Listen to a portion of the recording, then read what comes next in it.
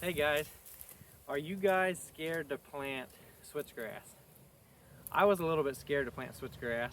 When you look at the price of seed, it's high, and a bag of switchgrass, $600 or $700 worth of switchgrass, is like gold dust to me. I'm raising a family, and I don't want to waste my money. And especially if you get onto forums talking about switchgrass or just do random online searches, some of the things you find can scare you and make you afraid to plant switchgrass. Anyway, so I'm going to go over a few details about our experience with switchgrass, starting with the fact that I'm standing in front of a 2-year-old stand of Real World Wildlife Products switchgrass. And we're just heading into the third growing season for it here. So this is second year switchgrass, and I'm going to tell you a few mistakes we made and probably the main thing that we did that was a positive in getting switchgrass started. I had no previous experience with switchgrass at all. This is my brother's place, and we were starting with a clean 7-acre ag field. The year prior to us planting the switchgrass, this was a cornfield. So the weeds were managed. It was a very clean field. The farmer was a good farmer, so there was really no weed pressure to speak of. The first mistake we made was disking this field 2 or 3 times prior to planting. And the reason I say that was a mistake is because the field was already clean. We were planning on frost seeding, and the only thing that tilling the field really did was bring up a new batch of weed seeds that would not have been necessary. Since we were going to frost seed anyway, the seed is going to integrate with the top layer of the soil relatively well if you have a few frost and thaw, freeze and thaw cycles. So I would say that was our first mistake. We basically just brought up a lot of weed seed competition that germinated in the same year that we wanted the switchgrass to germinate, when the field was already clean and free of weeds leading into the year that we were converting it to switchgrass. That was mistake number 1. Mistake number 2 was that once things started growing, after we had frost seeded this in like January or whatever, once things started germinating in April into May, we did spray 2,4-D for broadleaf, and our other spray, we did spray Simazine before anything was germinating. Simazine was a good move. It kept anything from really getting started too far in advance of the switchgrass germinating, and the 2,4-D did kill the broadleaves. And we did this obviously before the switchgrass was germinating. Those 2 things were not mistakes. The mistake that we did make is once things started germinating is that we thought we had an awesome batch of switchgrass coming up, only to realize too late, and after sending some pictures to Don Higgins himself, that it was foxtail, and a lot of foxtail. And you'll see this if you are on the forums at all, that first year issues with switchgrass can be that you will have a huge crop of foxtail sometimes that comes out of nowhere. So he told us to spray quinclorac as soon as possible, and we were already kind of late for spraying quinclorac for the foxtail, and the foxtail put a lot of pressure on the switchgrass. And it wasn't until early fall, whenever the foxtail and the other weeds had quit growing, that we did see that we had patchy switchgrass.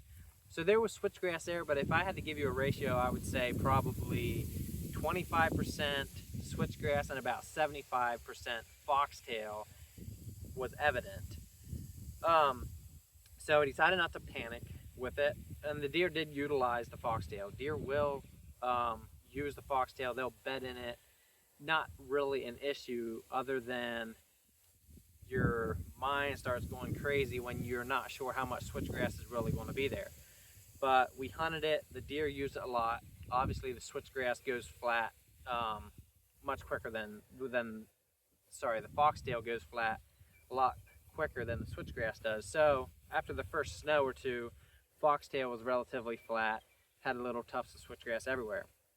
Moving into the next year, everything started growing well. I really don't think we did all that much, if I remember right, to the switchgrass, just left it go. And behind me, what you see is the results after the second full growing season for the switchgrass. We have a lot of switchgrass here, and we didn't plant thick enough that it is totally solid. The deer can easily still move through this, but it's a thick, healthy stand of switchgrass with most of it, I'm like 5'10", most of it is, I would say, a solid 6 feet on average. 6 feet tall in the after the second growing season. This is also March of 2025, and this is how well this switchgrass stood up to a Pennsylvania winter. We're in south central Pennsylvania. We had a couple good snows. I think the heaviest snow we had was like 6 or 7 inches. And we had a lot of below freezing temperatures, below zero temperatures actually this year. And for the most part, I mean, we might have had 5 or 10% that went down, but it's as thick now as it was in the fall for the most part. So I'm very impressed with RWWP switchgrass, and just want to tell you guys that you don't have to be as scared of planting switchgrass as some reading material might lead you to believe. I would say the number one best thing we did was simply have patience and not panic. It was tempting in the first year when we were looking at it to till everything up, start at square one, but I found enough evidence online that I should just wait it out and have patience, and I'm really glad I did. We waited it out, and here we are. I have no fear that this is a great switchgrass stand. Now we're simply left with the fun part of shaping it more how we want, to help direct the deer, help the deer utilize it in ways that benefit us as hunters. They're already using it, but if you can't hunt the deer in it and the way they're moving in it, it's still not serving its full purpose.